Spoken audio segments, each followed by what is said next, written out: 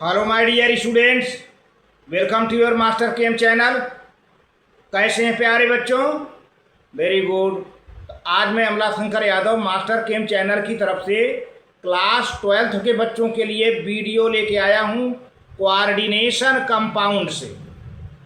आज के वीडियो में हमारा डिस्कशन होगा क्रिस्टल फील्ड थ्योरी CFT। इसके पहले हमने डिस्कशन किया था valence bond theory. Balance bond theory shape को एक्सप्लेन किया, कुछ कमियां रही, कलर नहीं बता पाया और strong field weak field ligand नहीं बता पाया, ढेर सारे उसके शार्ट कमिंग्स थे। तो उसको दूर करने के लिए एक नई थ्योरी आई जिसको हैंस बेथे ने दिया था, जिसका नाम है क्रिस्टल फील्ड थ्योरी। तो आज हम इसी क्रिस्टल फील्ड थ्योरी की एक जनरल आइडिया देंगे। इसके बाद हम ऑक्टाहेड्रल का हम जो है अलग से वीडियो बनाएंगे, क्योंकि प्यारे बच्चों क्रिस्टल फील्ड थ्योरी को समझने के लिए हमें कई वीडियो बनाने पड़ेंगे। अगर एक वीडियो बनाएंगे तो 3-3 4-4 घंटे का वीडियो हो जाएगा, जो कि आपके लिए ठीक नहीं पड़ेगा। इसलिए कट करके कई टुकड़े में वीडियो को हमें बनाना पड़ेगा। तो आज केवल हम general idea about crystal field theory हम देंगे। क्रिस्टल फील्ड थ्योरी में क्या होता है, ठीक है प्यारे बच्चों, उसी को लेकर हम आपके सामने चलेंगे और चलते हैं आगे वीडियो को लेकर के। हाँ तो प्यारे बच्चों, ये क्लास 12th है, लेक्चर नंबर 30 है। चैप्टर का नाम है कोऑर्डिनेशन कंपाउंड और जो टॉपिक हमारा चलेगा आज का क्रिस्टल फील्ड थ्योरी CFT। तो सबसे पहले ये जाने कि इस थ्योरी को किसने दिया है ना, कौन एक्सपेरिमेंट कर रहा था, एक्सपेरिमेंट से सेटिस्फाई होने पर इस थ्योरी को दिया, किसने दिया। तो देखिए, पहले आप नोट करें, काफ़ी कलम लेकर बैठ जाइए। This theory was developed by Hans Bethe, Hans Bethe in 1929 and John Black in 1932। Hans Bethe 1929 में और जॉन वैन ब्लैक 1932 में इस थ्योरी को विकसित किए, डेवलप किए, इस पर एक्सपेरिमेंट किए and gives much more satisfactory explanation for the bonding and the properties of the complexes. और यह थ्योरी काफ़ी संतोषजनक एक्सप्लेनेशन देती है कॉम्प्लेक्स कंपाउंड के बारे में। The main points of this theory are as followed. इस थ्योरी के कुछ मेन पॉइंट हैं प्यारे बच्चों, और उसी मेन पॉइंट को आपको समझ करके नोट करना है। क्या इस थ्योरी के मेन पॉइंट हैं भाई? ABCD, कैपिटल ABCD में हमने दिया है। Whereas valence bond theory considers the metal ligand bond to be covalent. पिछली बात याद दिलाई जा रही है। वैलेंस बांड थ्योरी के हिसाब से मेटल और लिगैंड के बीच में जो बांड होता था वह कोवैलेंट बांड होता था। वैलेंस बांड थ्योरी बताती है कि मेटल और लिगैंड के बीच में जो बांड बना है वो किस नेचर का है? कोवैलेंट का है। बट क्रिस्टल फील्ड थ्योरी क्या बता रही है? Crystal field theory considers the metal ligand bond to be ionic, मतलब partial ionic, partial covalent, ionic ज़्यादा है ना, arising purely from electrostatic interactions, जो कि इलेक्ट्रोस्टैटिक फोर्स ऑफ इंट्रैक्शन से होता है between the metal ion and the ligand. Metal ion और लिगैंड के बीच में इलेक्ट्रोस्टैटिक फोर्स ऑफ अट्रैक्शन लगता है।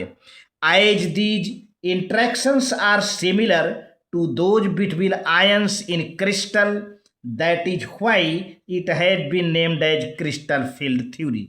तो प्यारे बच्चों, यह जो इंट्रैक्शंस है वह बिल्कुल आयनिक क्रिस्टल की तरह होता है, इसलिए इसको क्रिस्टल फील्ड थ्योरी कहा गया।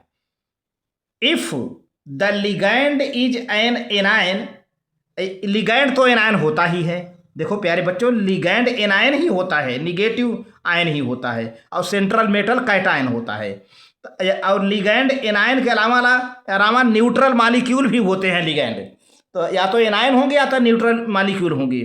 If the ligand is anion then as the metal ion is cation, तो मेटल आयन कैटायन होता है। The forces of attractions are due to opposite charges, तो दोनों के बीच में force of attraction opposite charge की वजह से होता है, क्योंकि लिगैंड पर माइनस चार्ज है और सेंट्रल मेटल पर प्लस चार्ज है, कैटायन है, तो force of attraction opposite charge के वजह से डेवलप होता है। लेकिन मान लीजिए अगर लिगैंड न्यूट्रल मॉलिक्यूल, तब क्या कहा जा रहा है इस थ्योरी में, if the ligand is neutral molecule like ammonia water, तब न्यूट्रल मॉलिक्यूल होता तो उसके डाइपोल मोमेंट होते हैं प्यारे बच्चों। तो जो निगेटिव पोल होता है, the negative end of their dipoles are attracted towards the central metal cation towards positive end of the metal ion. तो ये है जो है, तो आप इसको नोट कर लें, आगे बढ़ते हैं। बहुत बढ़िया, ठीक। अब बी पॉइंट में प्यारे बच्चों बताई जा रही है बात, crystal field theory treats each ligand as point negative charge. देखिए, क्रिस्टल फील्ड थ्योरी हर लिगैंड को एक पॉइंट निगेटिव चार्ज मानता है, point negative charge. The arrangement of ligand around the central metal ion is such that repulsion between these negative points are minimum. और इस तरह से जो लिगैंड का अरेंजमेंट सेंट्रल मेटल के चारों ओर इस तरह से होता है कि लिगैंड ये के इलेक्ट्रॉन और सेंट्रल मेटल के ऑर्बिटल के इलेक्ट्रॉन के बीच का जो रिपल्सन है वो मिनिमम, कम से कम रहे, तभी तो स्टेबिलिटी आएगी। अब सी पॉइंट में क्या कहा जा रहा है, देखिए, crystal field considers the effect of the ligands on the relative energies of the d orbitals of the central metal atoms. तो प्यारे बच्चों, लिगैंड और सेंट्रल मेटल के डी ऑर्बिटल की रिलेटिव एनर्जी के बारे में भी क्रिस्टल फील्ड थ्योरी समझाता है। That is the transition metals, ज़्यादातर ट्रांजिशन मेटल ही सेंट्रल मेटल हैं, कॉम्प्लेक्स में कुछ एक्सेप्शन के साथ है। According to this theory in free transition metal ion all the 5d orbitals have equal energy. तो प्यारे बच्चों, इस थ्योरी, क्रिस्टल फील्ड थ्योरी बताता है कि डी ऑर्बिटल के, ट्रांजिशन मेटल के डी ऑर्बिटल में 5d ऑर्बिटल होते हैं। जो डी सेल है, डी सबसेल है, उसमें 5 ऑर्बिटल होते हैं और पांचों की एनर्जी क्या होती है, इक्वल होती है। तो इस इक्वल एनर्जी को हम कहते हैं, इस इक्वल एनर्जी वाले ऑर्बिटल को कहते हैं डी जेनरेट ऑर्बिटल। जिसकी एनर्जी बराबर हो, इक्वल हो, सेम हो, ऐसे ऑर्बिटल को डी जेनरेटेड ऑर्बिटल कहते हैं। तो 5d orbitals have equal energy, that is they are degenerate orbital, ये लिखा है यहाँ पर भी। This degeneracy is maintained if the negative charges present around the central metal atom. ये डीजेनरेसी तब तक मेंटेन रहती है जब तक निगेटिव चार्ज सेंट्रल मेटल के चारों ओर रहता है जो है। And form spherically symmetrical field, और एक गोलाकार स्फेरिकली सिमेट्रिकल फील्ड तैयार होता है। सिमेट्रिकल, जिसका भी हम डायग्राम में दिखाएंगे। सिमेट्रिकल क्या होता है, जो हर एक एक्सिस से डिवाइड करिए तो बराबर बराबर पार्ट में बंट जाए, स्फेरिकली सिमेट्रिकल फील्ड हो जाता है जो है। जब लिगैंड होते हैं अप्रोच करके डी ऑर्बिटल के पास आते हैं तो एक स्फेरिकल सिमेट्रिकल फील्ड तैयार हो जाता है। अभी हम डायग्राम में दिखाएंगे। डी देखिए क्या है, however if the negative field is due to ligands which may be anions or polar molecules such as H2O, water, ammonia, etc. with their negative ends toward the central metal atom or ion। तो प्यारे बच्चों, जो negative field create होता है वह ligand के वजह से होता है। अब ये लिगैंड या तो एनायन हो या तो पोलर न्यूट्रल मॉलिक्यूल हो, जैसे वाटर है, अमोनिया है, ये सब। तो that is the metal atom ion is involved in the formation of the complex जो है। इस तरह से सेंट्रल मेटल का एटम यानी आयन कॉम्प्लेक्स बनाने में इसके डी ऑर्बिटल शामिल होते हैं। The field no longer remains the symmetrical. प्यारे बच्चों, जैसे जैसे लिगैंड के ऑर्बिटल सेंट्रल मेटल के डी ऑर्बिटल के पास पहुंचते हैं, या जैसे जैसे लिगैंड पहुंचता है तो ये जो सिमेट्रिकल डीजेनरेसी, डी ऑर्बिटल नहीं है, डीजेनरेट ऑर्बिटल, वो जो है सिमेट्री नष्ट हो जाती है, डीजेनरेसी भी टूट जाता है और वो डी ऑर्बिटल स्प्लिट हो जाती है। स्प्लिट माने टूटकर अलग हो जाता है। तो ये फील्ड कुछ देर तक तो स्फेरिकली फील्ड बना रहता है, मैंने दिखाया ना, स्फेरिकली सिमेट्रिकल फील्ड कुछ देर तक बना रहता है, लेकिन जैसे ही और रिपल्सन होता है और पास में लिगैंड पहुंचता है तो क्या हो जाता है कि no longer remains the symmetrical, ये काफ़ी देर तक सिमेट्रिकल नहीं फील्ड नहीं रह पाता। तब होता क्या है, consequently the degeneracy is split, जो ऑर्बिटल के इक्वल एनर्जी होते थे, यानी डीजेनरेट ऑर्बिटल होता था, वह डीजेनरेसी क्या हो जाती है, स्प्लिट हो जाती है, अलग हो जाती है। इसका मतलब क्या है कि उनके ऑर्बिटल टूट करके अलग हो जाते हैं और उनकी अलग अलग एनर्जी होती है, हायर एनर्जी और लोअर एनर्जी। अभी हम डायग्राम में दिखाते हैं। The pattern of splitting depends upon the nature of the crystal field, जो है यह जो स्प्लिटिंग है प्यारे बच्चों, ये क्रिस्टल फील्ड के नेचर पर डिपेंड करता है, लिगैंड के नेचर पर डिपेंड करता है, किस टाइप का लिगैंड है, स्ट्रांग लिगैंड है कि वीक लिगैंड है, या जो स्प्लिटिंग होती है उस पर डिपेंड करता है। तो पहले आप इतना नोट कर लीजिए। बहुत बढ़िया। अब देखिए यहां पर डायग्राम है आपको समझाने के लिए।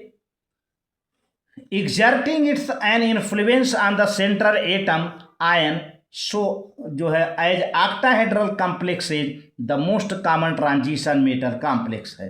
octahedral complex में ज़्यादातर जो है यहाँ पर एग्जाम्पल दिया गया है स्प्लिटिंग का।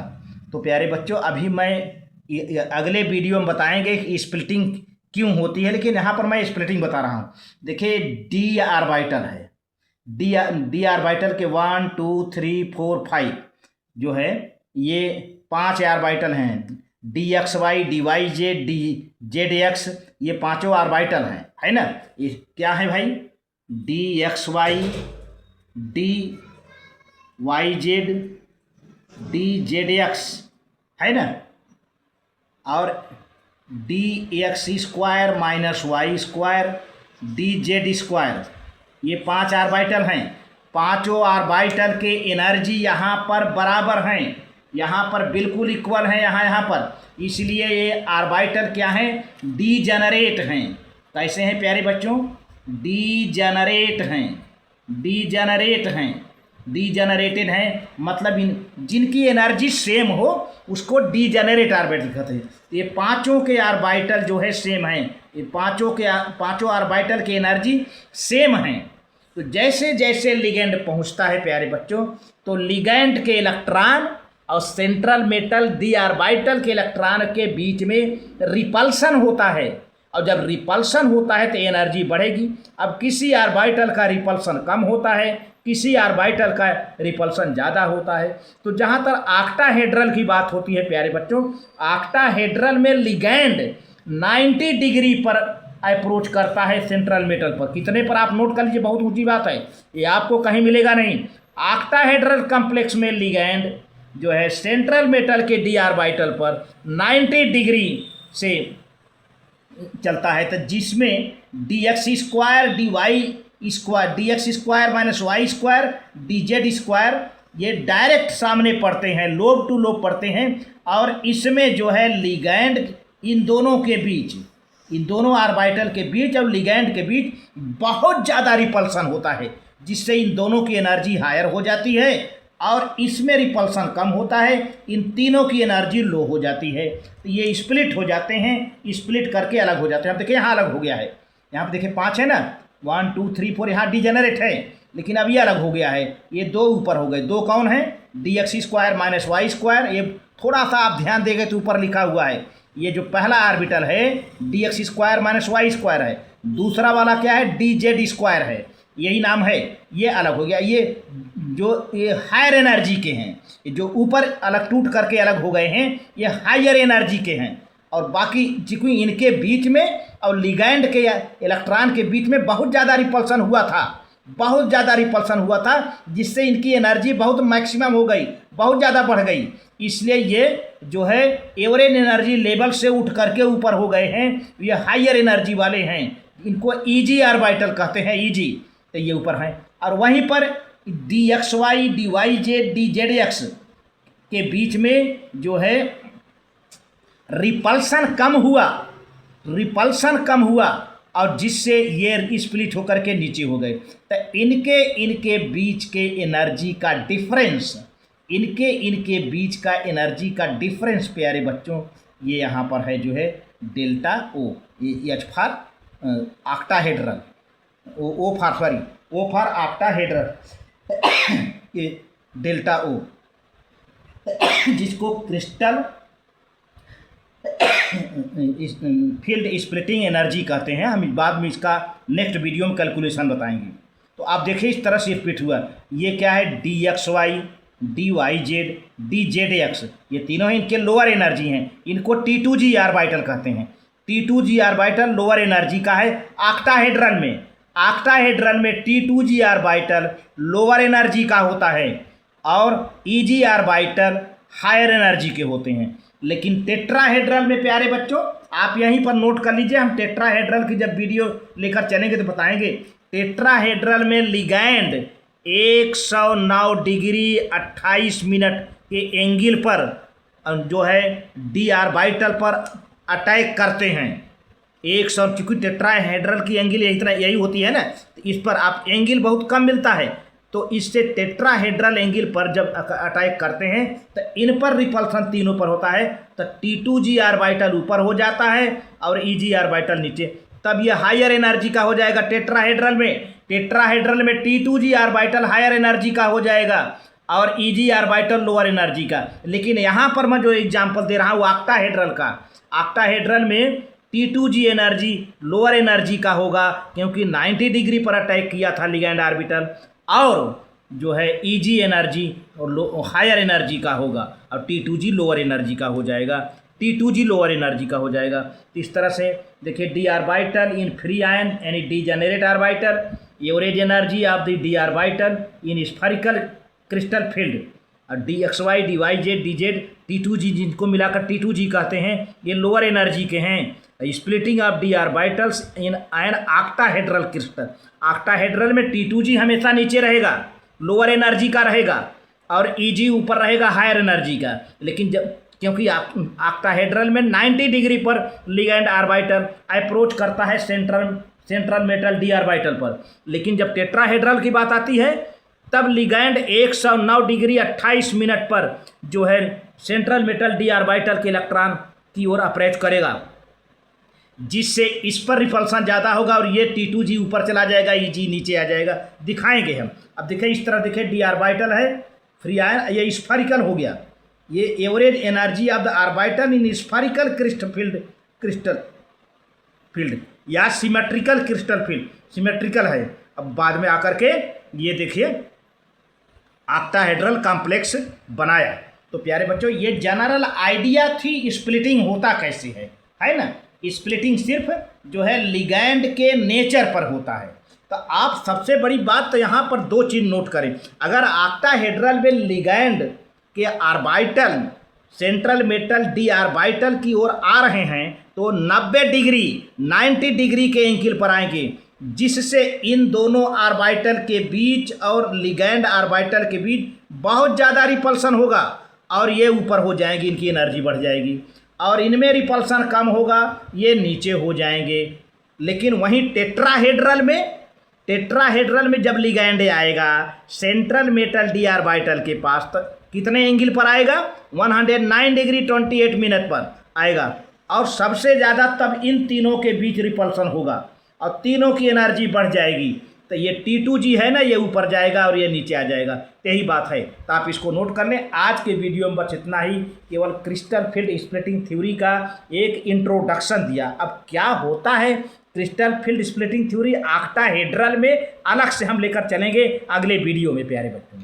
ऑक्टाहेड्रल को लेकर अलग से, यहाँ पर तो एक टिपिकल आइडिया हमने दिया है। ये बेरी सेंटर है वेरी सेंटर है, जो कि एवरेज एनर्जी लेवल है, जहाँ पे एनर्जी बिल्कुल जीरो मानी जाती है ना। जब ये दोनों के बीच के एनर्जी का डिफरेंस है, जो कि ऊपर का प्लस है 0.6 और यहाँ पर नीचे का -0.4, ये है, जिसका हम एक्सप्लेनेशन और अच्छे से नेक्स्ट वीडियो में करेंगे। आज बस इतना ही, आप इसको नोट कर लें। बहुत बढ़िया।